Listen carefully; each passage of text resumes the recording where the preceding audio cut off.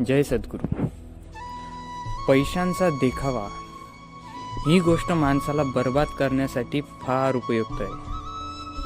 कोणताही मनुष्य एकदम सरळरित्या बर्बाद होऊ शकतो या एका गोष्टीमुळे.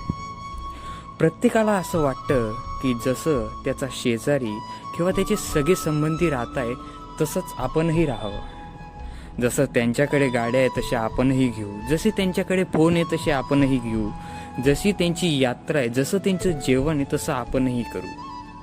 आणि ह्यालाच मोहमध्ये पाषाणोत्त केलं जातं.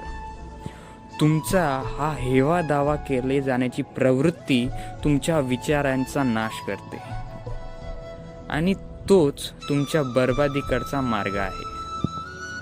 तुम्ही हा विचार नाही करत की तुमची महिन्याची एक आवक काय आहे.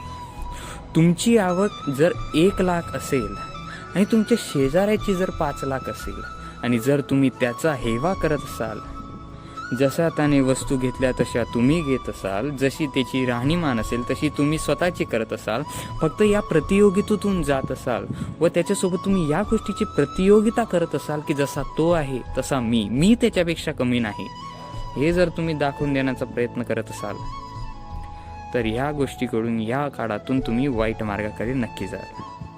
आणि 3-4 महिन्यातच तुम्हाला समजून येईल की तुमची उलझन झालेली आहे. मग याच्यातून वाचायचं कसं? प्रत्येकाला वाटतं की प्रत्येकाची हौसमौस व्हावी. मग एक गोष्ट माणसाने परिणितीतून पाहावी. त्याची 5,00,000 इन्कम असून तो खर्च कसा करतोय. तेव्हा आपली 1,00,000 इन्कम आहे तर आपण त्याच्यानुसार खर्च